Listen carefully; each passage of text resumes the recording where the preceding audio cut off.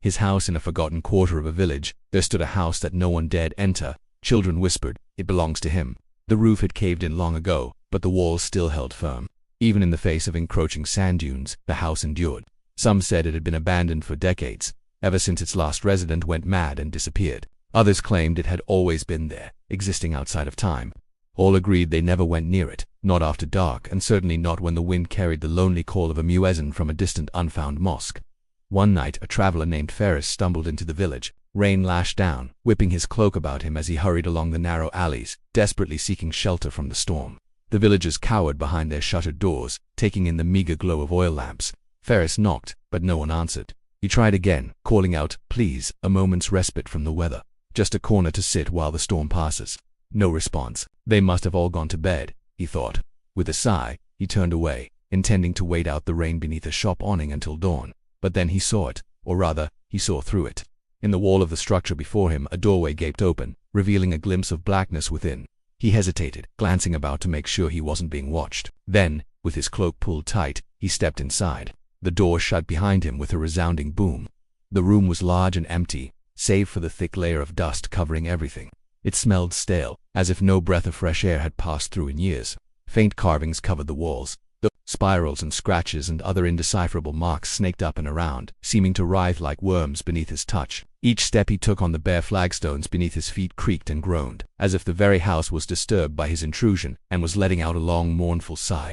Ferris imagined it might collapse upon him, burying him in its dusty bones. Then he heard it.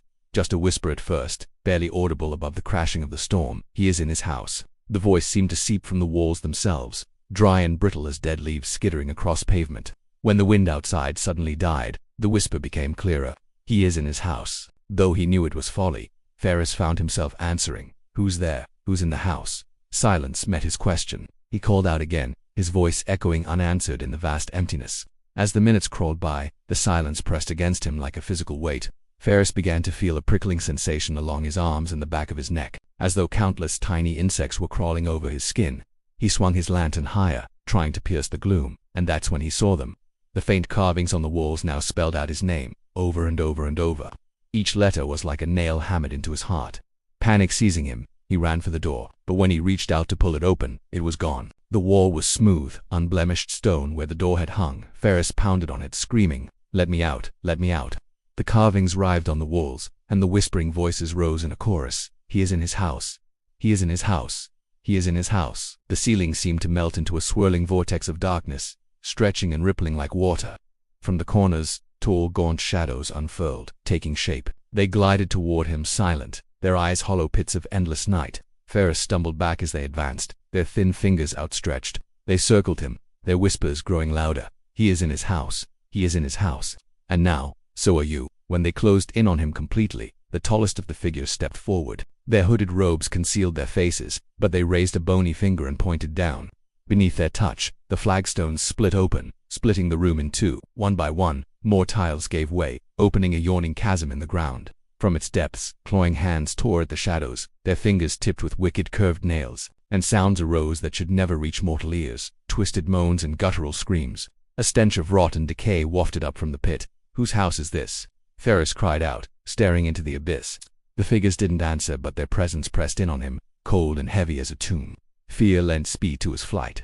He darted between the grasping shadows, desperate to escape the stifling grip of the house. But every time he neared the edge of the opening, a shadowy hand shot out, pulling him back into the center of the room. And then he saw it, just beyond the circle of light, cast by his lantern. The door was there once more, standing ajar and beckoning.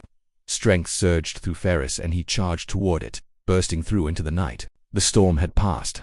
In the distance, the muezzin's call echoed across the empty sky.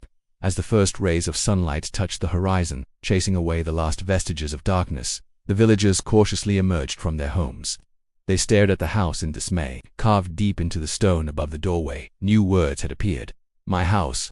Ferris continued on his way, wiping sweat from his brow. He walked with a lighter step, humming a cheerful tune, his fear giving way to relief at his narrow escape. He could already imagine the incredulous look on the villagers' faces when he told them about his adventure, how they would crowd around him, eager for every detail, while pointing at the house, and he would relish their fear, taking a certain dark pleasure in sharing their terror. Then, as he rounded a corner, Ferris saw another house exactly like the first, except this one still stood proud, its roof intact and its windows gleaming in the morning light.